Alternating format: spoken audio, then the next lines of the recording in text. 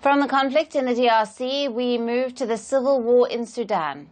At the center of the deepening power struggle in Sudan is now Kenya, which has been accused by the Sudan army of supporting the paramilitary RSF, its rival in the nearly 2-year-long civil war.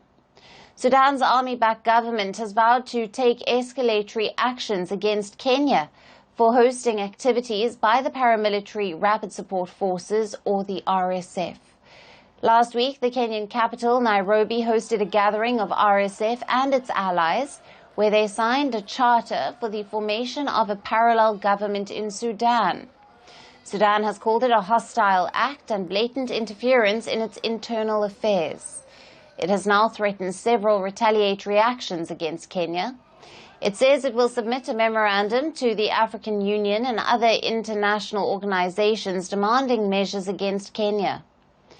It will also take economic actions, including banning the import of Kenyan products. Sudan is one of Kenya's largest tea importers. Meanwhile, Kenya has defended hosting the RSF gatherings in its capital.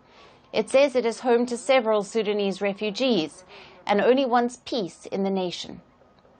It further said that it provided a platform for key stakeholders from Sudan to halt its tragic slide into anarchy. However, many in Kenya do not buy this justification. Foreign affairs experts in the country see it as a political blunder by Kenyan President William Ruto. They say his move is not in Kenya's, but his personal interests. Kenyan President Ruto is known to have close ties with RSF leader Mohamed Hamdan Dagalo, also known as Hemedti. He has been hosted both publicly and privately in Nairobi on several occasions. Hemedti's brother has also met with Ruto on several occasions. Now, Ruto's opponents claim that he is, in fact, benefiting from a gold business through his partnership with the RSF. Some critics also accuse Ruto of bowing to pressure from the United Arab Emirates, which is seen as a main foreign backer of the RSF. After long negotiations, Ruto is set to receive a $1.5 billion loan from the UAE, which Kenya hopes will reduce its crushing debt. Now, the formation of a rival government by the RSF has already been condemned by regional players. Egypt has rejected the signing of a charter by the RSF with allies. Meanwhile, in the US, senior Republicans have also expressed concern over Kenya's support to the RSF. The chairman of the Senate Foreign Relations Committee wrote on social media that Kenya is helping the RSF legitimize their genocidal rule in Sudan under the guise of peacemaking. The RSF's announcement of parallel government formation comes as the Sudan military is gaining the upper hand in the conflict recently. In the latest, it has seized back control of the town of El-Gitania, just south of the capital Khartoum.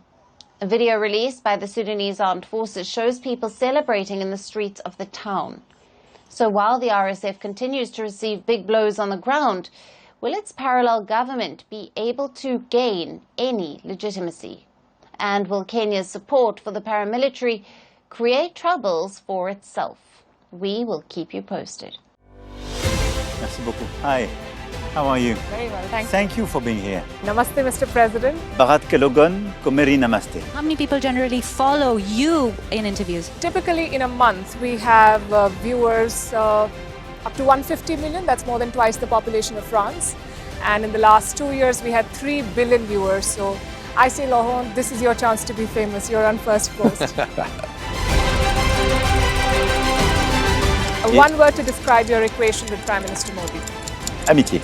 As India and France work together, are you creating a new era of non-alignment in the technology space? India is a training superpower. 1 million engineers a year, more than all of Europe and the US combined. So we have that partnership. We have a partnership on the environment and the economy. We also have civilian nuclear programs. And that is something we've developed far beyond the France-India relationship. So we want to work together on AI. And then comes China with its DeepSeek, creating models at a fraction of the cost. Did that innovation take you by surprise? Did that breakthrough make you sit up and think, what did the Chinese do and how?